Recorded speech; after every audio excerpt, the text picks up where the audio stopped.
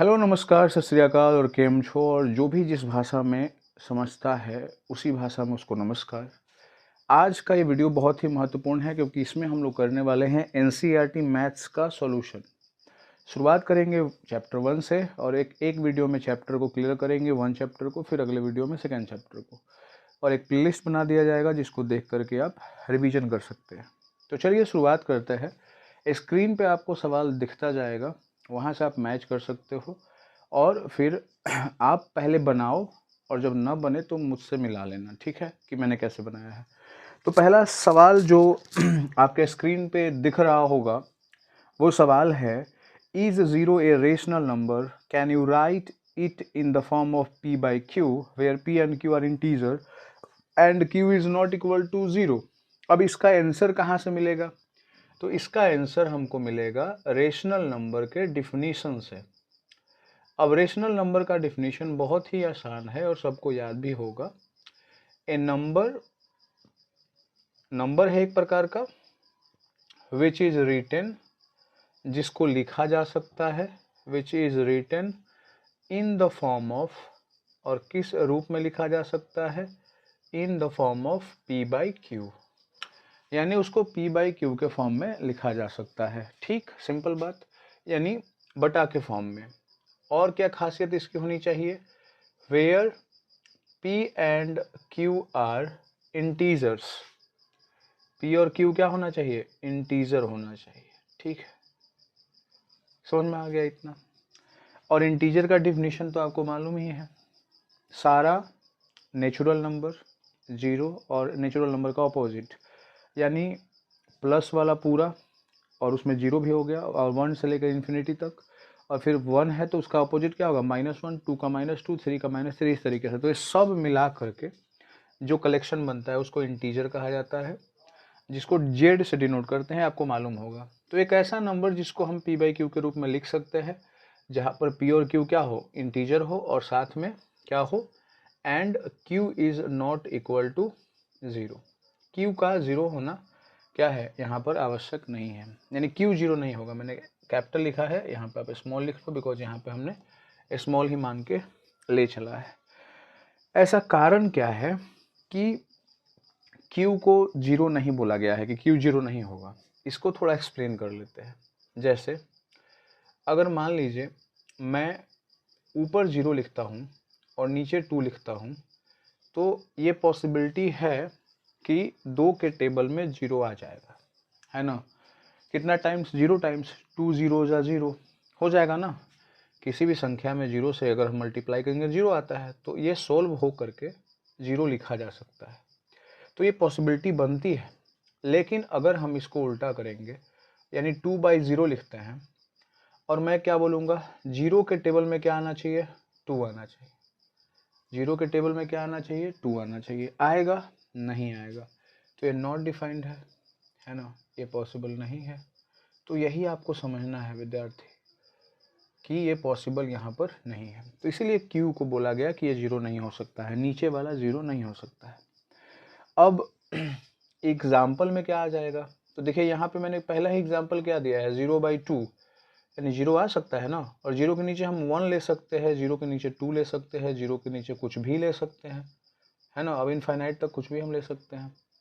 तो इस कारण से 0 को बोला जाता है कि हाँ वो रेशनल नंबर है। तो पहला जो क्वेश्चन था कि इज 0 ए रेशनल नंबर, तो आंसर क्या होगा? यस, हाँ हो सकता है।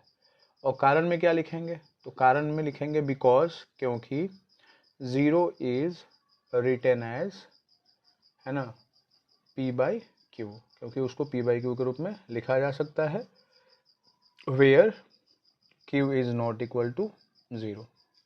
बहुत ही simple. And p and q are integer. इस तरीके से सो आउट कर सकते हैं।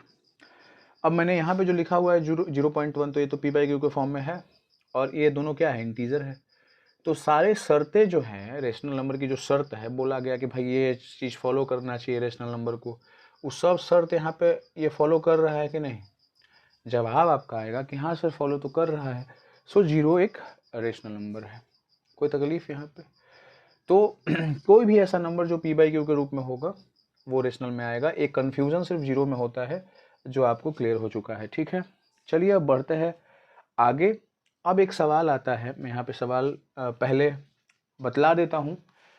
एक सवाल आता है कि दो रेशनल नंबर दिया रहता है और उसमें उसके बीच में 5 रेशनल नंबर या 6 रेशनल नंबर निकालने के लिए दे देता है। तो आपके स्क्रीन पे एक सवाल होगा एनसीईआरटी का, second number question, find 6 rational number between 3 and 4, यानी 3 और 4 के बीच में कितना 6 रेशनल नंबर निकालना है। तो बहुत ही आसान सवाल है, चलिए इसको करते हैं अभी तुरंत। देखिए इस सवाल को करने के बहुत सारे तरीके हैं, मतलब बहुत सारे, मतलब 2-3 तरीके हैं। तो मैं आपको कोई एक क्वेश्चन उन तीनों तरीके से बना के दिखाऊंगा और मुझे मालूम यह है कि आप कौन सा चुनोगे, पहले से मालूम है, बट जानना ज़रूरी है नॉलेज के लिए। तो वो तीनों तरीका हम लोग करेंगे यहाँ पर। तो सबसे पहले सवाल क्या है, स्क्रीन पे देखो आप, फाइंड 6 रेशनल नंबर बिटवीन क्या 3 एंड 4। 6 रेशनल नंबर निकालना है और 3 और 4 के बीच में निकालना है। तो देखो पहले नंबर को समझ लो कि जो पहला नंबर है ना उसको ए मान लो। अब ए के अलावा कुछ भी मान सकते हो, लेकिन ए चलो ठीक है मान लिया। और बी क्या होगा यहाँ पर 4, 3 और 4 के बीच में पूछ रहा था ना, तो एक को ए मानना है, एक को बी मानना है। और कितना निकालना है 6 रेशनल नंबर, ये ध्यान में रखना है कि हमको 6 निकालने हैं। तो पहला जो तरीका है वो ये है कि आपको इन दोनों को ऐड करना है, यानी ए को क्या करना है बी से ऐड, और फिर उन दोनों को 2 से डिवाइड कर देना है। बस आपका बीच वाली संख्या आ जाएगा। देख लेते हैं चेक करके। 3 और 4 हमने डिवाइड किया 2 से, तो कितना आ गया 4 और 3 कितना 7/2। अगर इसको हम डेसिमल में बदलेंगे तो कितना होगा 3.5। अगर हम 7 को 2 से डिवाइड करेंगे तो 2 3 जा 6 होगा, 7 में से 6 गया 1, एक 0 यहाँ बैठेगा तो यहाँ पे एक पॉइंट होगा, और 2 5 जा 10, यानी 7/2 को हम 3.5 लिख सकते हैं। अब ये जो 3.5 है ये 3 और 4 के बीच में कंफर्म है कि नहीं? मतलब आसानी से कोई भी बता सकता है कि 3 और 4 के बीच में 3.5 आएगा। तो ये एक मिल गया आपको। अब आगे क्या करना है, आगे आपको मतलब अब कितने चाहिए संख्याएं 6 ना, तो अब इसमें से किसी एक को मतलब अभी रिपीट करना है। जैसे ए को हमने 3 माना था, चलो हम ए को 3 मान लेते हैं, लेकिन बी को इस बार हम चेंज कर लेंगे। बी को इस बार हम क्या बी को 4 नहीं मानेंगे, क्योंकि बी को तो हमने ऑलरेडी 4 माना हुआ है पहले से। तो अब ये मान लेंगे जो हमने नया नंबर निकाला था, यानी कितना 3.5। ठीक है, फिर से सेम प्रोसेस करेंगे। मतलब क्या, ए को बी से जोड़ेंगे, ऐड करेंगे, 2 से डिवाइड करेंगे, यानी 3 + 3.5 होगा, फिर 2 से डिवाइड होगा, तो 3 में 3.5 ऐड होगा तो कितना होगा 6.5, ये तो पता ही होगा आपको, बाई क्या हो जाएगा 2। ठीक है, अब इसको अगर आप सोल्व करोगे तो 2 3 जा 6, 2 2 जा 4, 2 5 जा 10, ऐसा कोई नंबर आएगा 3.25। अब देखो 3.25 भी क्या है, इन दोनों के बीच की है संख्या। अब क्या करनी है ना, कुत्ते भौंक रहे हैं, इग्नोर करना है उसे। अब क्या करना है, अब इसको ए मान लेना है, ठीक है ना, या इसको ए मान लेना है, मतलब परिवर्तन करते रहना है। ठीक है, और परिवर्तन करने से आपका निकल जाएगा। हमने इसको माना हुआ था, अभी हम इसको भी मान सकते हैं। तो हमने ए जो है इस बार 4 को मान लिया, ठीक, और बी को हमने मान लिया 3.5। मतलब जो पेयर आए ना नया, वो नया होना चाहिए, है ना, पहले वाला जैसा नहीं रहना चाहिए। तो ये नया हो गया। ए को हमने 4 माना हुआ है, बी को 3.5 माना हुआ है। एक बात समझने वाली है, अगर ए को हमने 3 माना हुआ है, बी को हमने 4 माना हुआ है, और हमने फिर ए को 4 मान लिया, बी को 3 मान लिया, तो क्या ही फ़र्क पड़ेगा? नहीं ना फ़र्क पड़ेगा। तो यदि आप 3 4 ले रहे हो और फिर आप 4 3 ले रहे हो और बोल रहे हो कि मैंने नया पेयर ले लिया है, जोड़ा ले लिया है, तो गलत हो जाएगा भाई। इसीलिए जब भी हम बनाएंगे तो एक नया पेयर होना चाहिए, रिपीटिशन वाला भी नहीं। मतलब अपोजिट कर देंगे तो वो अलग नहीं होगा। अब समझ में आया ना, 3 4 लिया तो 4 3 लेकर के जोड़ा नहीं बना लेंगे। अलग कुछ होना चाहिए। जैसे मैंने यहाँ पे A4 लिया ये वाला और B मैंने 3.5 लिया जो मैंने निकाला था। अब आप चेक करो 3-4 ले लिया है हमने तो ये कुछ अलग है। फिर हमने क्या लिया था मतलब A3 लिया था और B 3.5 लिया था तो अलग है ना। तो चलो अब इसको सोल्व करेंगे A और B, तो क्या होगा A + B/2, तो A का वैल्यू कितना 4 और B का वैल्यू कितना 3.5 और नीचे क्या होगा 2, तो कितना हो जाएगा बताइए। अगर जोड़ेंगे तो 7.5 और ये क्या हो जाएगा आपका 2। अगर आप इसको डिवाइड करिएगा तो फिर से ये क्या हो जाएगा आपका बताइए 2 3 जा 6 आएगा ना यहाँ पे, ठीक है। तो आप यहाँ पे पॉइंट दे सकते हो 2 3 जा क्या हो जाएगा 6। मैं यहाँ पे आपको डिवाइड करके दिखा देता हूँ थोड़ा। 2 में हम 7.5 को डिवाइड कर रहे हैं तो 2 3 जा कितना हो गया 6, यहाँ पे 1 आया। अब मुझे अगर 5 उतारना है ऊपर से नीचे लिखना है तो ये पॉइंट को यहाँ लिखना पड़ेगा। और 2 7 जा क्या होगा बतलाइए 14 और फिर 1 होगा और फिर जब उतारेंगे 0 तो क्या 2 5 जा कितना हो गया 10, तो ये देखो कट गया। तो 3 पॉइंट कितना आया 7.5। तो ये नंबर भी आपको ऐसा लग रहा होगा, देखिए यहाँ पे एक नंबर आया, एक यहाँ पे आया, इसको मैं फर्स्ट बोल देता हूँ, इसको मैं सेकंड बोल देता हूँ, मैं इसको थर्ड बोल देता हूँ, ठीक। तो यहाँ पे ये तीनों संख्या को आप देखें ये तीनों जो हैं वो 3 और 4 के बीच में आती हैं।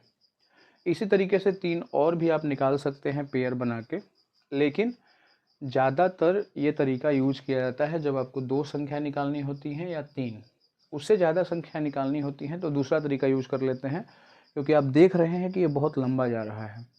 मैं और इसको सोल्व कर सकता हूँ बट सही नहीं रहेगा अभी तत्काल।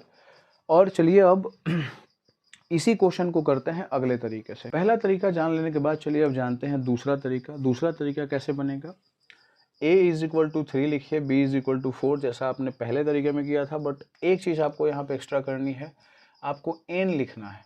और n का मतलब ये कि कितनी संख्याएं आपको निकालनी है, तो आपको निकालनी कितनी है 6 नंबर निकालने हैं, रेशनल नंबर।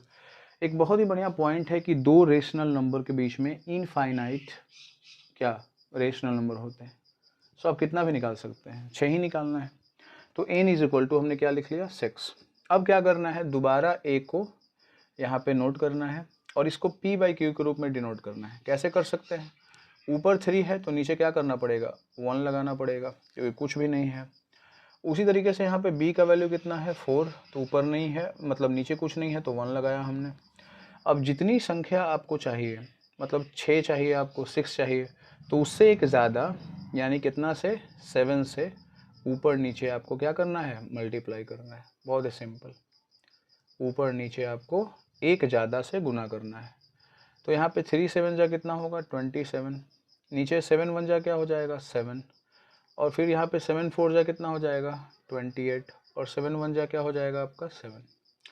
ठीक है, ऐसा क्यों किया गया, ताकि डेनोमिनेटर आपका सेम हो जाए, है ना, और थोड़ा सा फ़र्क आ जाए। तो ये फ़र्क आया है, ठीक है।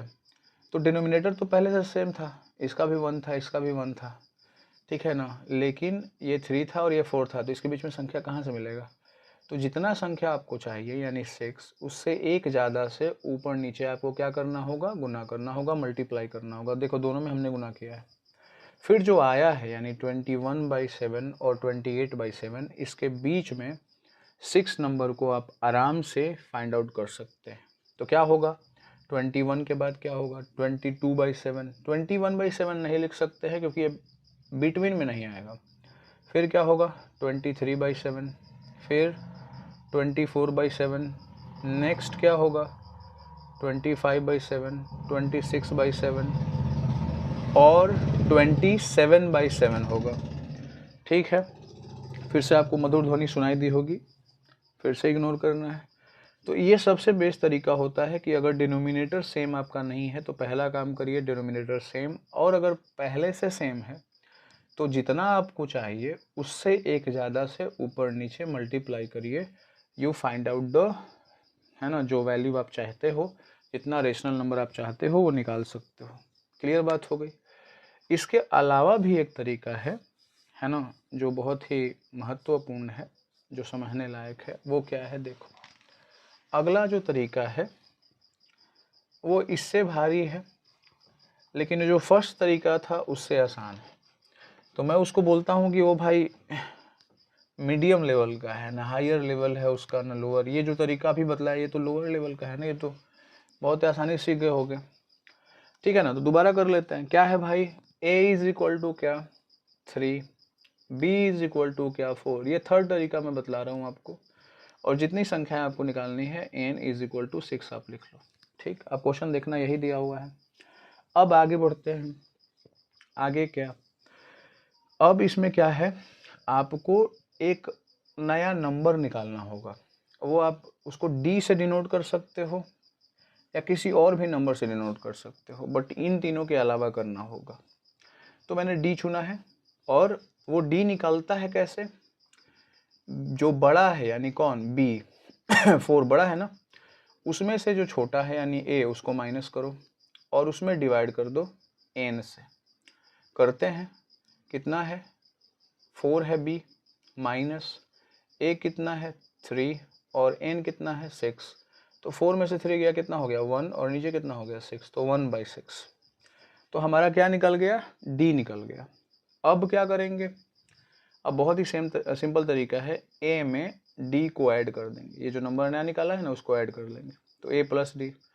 उसके बाद क्या करेंगे, a प्लस डी को तो ऐड कर लिया है, अब d के दुगुना में हम ऐड करेंगे, तो a प्लस 2d।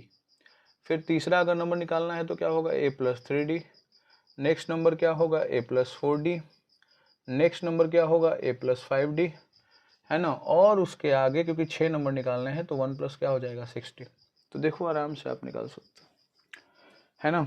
निकाल के दिखाता हूँ। a जैसे मान लीजिए 3 है, d का वैल्यू कितना 1/6, तो कितना होगा 6 3 ज़ा 18, 18 1 19, और 19 बाई कितना हो जाएगा 6।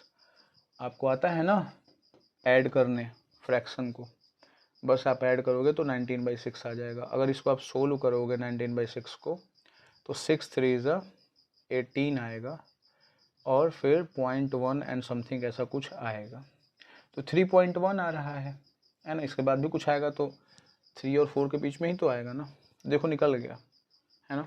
उसके बाद फिर a प्लस 2d कह रहा है, तो a प्लस 2 में अगर 1/6 गुना करेंगे तो क्या होगा 2 इंटू 1/6, और a का वैल्यू कितना है बतलाओ 3 है, तो 3 प्लस क्या हो जाएगा 2 से 6 कटेगा तो कितना होगा 3, यानी 1/3, यानी 3 3 जा 9, 9 1 कितना होगा 10, और 10 बाई कितना होगा 3। तो ये जो वैल्यू आएगा वो आएगा 3.3। ऐसे करके अगर आप 10 को डिवाइड करोगे 3 से तो 3.3 आएगा। तो ये भी क्या है 3 और 4 के बीच में है।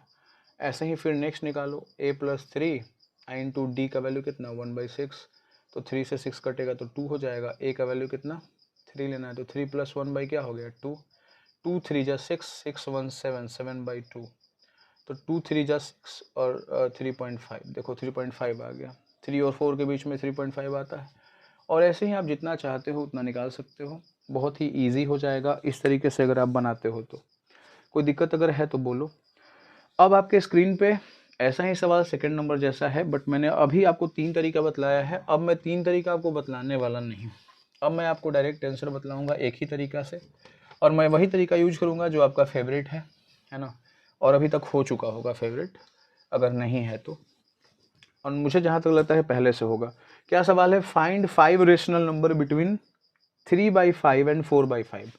यानी a का वैल्यू जो है वो क्या है 3/5 है, b का वैल्यू जो है वो क्या है 4/5 है। तो दिस इज द नंबर, और इसके बीच में आपको निकालना कितना है 5 रेशनल नंबर। तो n इज इक्वल टू क्या हो गया 5। तो मैंने क्या तरीका बतलाया है, पहला काम क्या करना है, नोटिस कि इसका डिनोमिनेटर सेम है कि नहीं। तो इसका तो सेम है तो कुछ करने की ज़रूरत नहीं है। फिर मैंने क्या बोला है कि जितना निकालना है, जितना फाइंड आउट करना है उससे एक ज़्यादा, यानी यहाँ 5 निकालना है तो 6 से मल्टीप्लाई ऊपर नीचे करेंगे। इसमें भी 4/5 हमने लिखा, और एक ज़्यादा यानी कि 6 से मल्टीप्लाई करना चालू किया। तो 6 3 जा कितना हो गया 18, 5 6 जा कितना हो गया 30, और 6 4 जा कितना हो गया 24, और 5 6 जा कितना हो गया 30। तो a का वैल्यू आ गया 18/30, b का वैल्यू आ गया 24/30, और इसके बीच में आप 5 निकाल सकते हैं। कैसे, एक हो जाएगा 19/30, होगा 20/30, और एक हो जाएगा 21/30 और एक होगा 22/30 और एक हो जाएगा 23/30। तो निकल गए, 5 निकालने थे, 5 आ गए आपके। तो बहुत ही ईजी है ना ये तरीका, बट आप वो दोनों तरीकों को भी दिमाग में रखेंगे, कहीं ना कहीं आपको लाभ कर देगा, ठीक है ना। अब लास्ट में क्वेश्चन नंबर 4 है एक्सरसाइज 1.1 का, कि state whether the following is a true और फॉल्स स्टेटमेंट। तो इसका एक तरीका बतला देता हूँ, बहुत ही आसान, लेकिन यहाँ पे सिर्फ एनसीईआरटी का सारा क्वेश्चन ट्रू और फॉल्स एकदम इजीली सॉल्व हो जाएगा। देखो, सबसे छोटा जो कलेक्शन ऑफ नंबर होता है वो क्या होता है, मतलब नेचुरल नंबर। तो मैं मान लो एक गोला बनाया है यहाँ पर सर्कल, और मैंने यहाँ पे एन लिखा, दैट मीन्स ये नेचुरल नंबर को शो कर रहा है। नेचुरल नंबर का बड़ा भाई कौन है बताओ? नेचुरल नंबर से बड़ा कौन होता है? Whole number. उसमें 0 एक एक्स्ट्रा होते हैं, तो गोला बड़ा होगा ना होल नंबर का। अरे भले थोड़ा सा बड़ा हो, है ना, लेकिन बड़ा तो होगा। तो नेचुरल नंबर सारा जो है वो किस में आ जाएगा? होल नंबर में। और होल नंबर से बड़ा कौन है बतलाओ, बोलो जल्दी? इंटीजर है ना। इंटीजर में होल नंबर आ जाएगा, नेचुरल नंबर आ जाएगा, ठीक। नेचुरल नंबर के बड़े भैया कौन है बतलाओ? फटाफट फटाफट फटाफट। Rational number. कौन है? Rational number. बस इतना ही, ये 4। इसके बाद रियल नंबर भी आ जाता है, बट यहीं तक अब दिमाग लगाओ। अब मेरा ये कहना है कि अगर मैं सवाल ये कर देता हूँ कि क्या natural number all natural number whole number है, तो ट्रू। छोटा वाला सर्कल बड़ा में हो सकता है, बट बड़ा वाला सर्कल छोटा में नहीं हो सकता है, सिंपल। तो क्या all natural number whole number है? ट्रू। क्या ऑल होल नंबर इंटीजर है? ट्रू। क्या ऑल इंटीजर रेशनल नंबर है? ट्रू। क्या और रेशनल नंबर इंटीजर है? फॉल्स, क्योंकि बड़ा है, ये छोटा है। क्या सारा इंटीजर होल नंबर है? फॉल्स। क्या सारा होल नंबर नेचुरल नंबर है? फॉल्स। अब सवाल पढ़ो, लिखो, आंसर दो। क्या है भाई? रीजन भी देना है। Every natural number is a whole number. सवाल आपको दिख रहा होगा, every natural number is a whole number. क्या सारा नेचुरल नंबर होल नंबर है? ट्रू, क्योंकि नेचुरल नंबर क्या होता है? काउंटिंग नंबर होता है, और सारा काउंटिंग नंबर होल नंबर में होता है ना। तो क्या लिखेंगे कि whole number is a collection of all the counting number 0 and opposite of counting number, so all natural number are in whole number. Reason में ये लिख सकते हो, है ना। क्या लिख सकते हैं बतलाओ? पहले तो ट्रू लिखेंगे, फिर क्या लिखेंगे? ऑल नेचुरल नंबर, है ना, आर क्या? Whole number. आप ऐसे लिख दो बस, ठीक है ना। और उसके बाद फिर आप अगर पूरा रीजन एक्सप्लेन करना चाहते हो तो ये कर लो, बहुत अच्छा है। बिकॉज ऑल काउंटिंग नंबर, है ना, 0 and opposite of all counting number या negative of all counting number make a collection of, है ना, इंटीजर। वो इंटीजर बनाता है। तो ये थोड़ा सा बढ़ा चढ़ा के हो गया, बट आप ऐसे लिख सकते हो, every integer is whole number. क्या हर एक इंटीजर होल नंबर है? तो फॉल्स हो जाएगा, क्योंकि इंटीजर में निगेटिव होता है बट होल में नहीं होता है ना। तो यहाँ पे कारण में क्या लिखेंगे? तो पहले तो लिखेंगे फॉल्स, म्यूजिक को इग्नोर करेंगे। तो पहले तो हमने फॉल्स लिखा, फिर लिखेंगे because negative numbers are not a whole number. Negative number whole number नहीं होता है, ये आप लिख लो, ठीक है। और वो इंटीजर में जरूर होगा। और सबसे लास्ट सवाल क्या है? Every rational number is whole number. क्या रेशनल नंबर होल नंबर है? तो बिल्कुल नहीं, ये तो और गड़बड़ हो गई, ऊपर से नीचे आ रहा है। बड़ा वाला सर्कल को बोल रहा है छोटा में है, तो बिल्कुल नहीं। इसमें कारण क्या लिख देंगे हम बतलाओ? यहाँ पे कारण में हम लिख सकते हैं बिकॉज, है ना, 5/2 is a rational number but it is not a whole number. ऐसे आप डिनोट कर सकते हो, ठीक है ना। 5/2 एक रेशनल नंबर है, बट ये क्या है? होल नंबर नहीं है। कोई दिक्कत? और इस कारण से सारा जो रेशनल नंबर होता है वो होल नंबर नहीं होता है। तो ये आप एग्जाम्पल दे करके भी आप इसको एक्सप्लेन कर सकते हो, नहीं तो वर्ड वाइज भी कर सकते हो, ये आपके ऊपर डिपेंड करता है। मुझे लगता है कि चैप्टर एक्सरसाइज 1.1 आपको समझ में आ गया होगा। अगर कोई डाउट होगा किसी भी सवाल से रिलेटेड, आप कमेंट करना, मैं उसका मतलब जवाब दे दूंगा कमेंट बॉक्स में ही, नहीं तो अलग से वीडियो बना के दे दूंगा।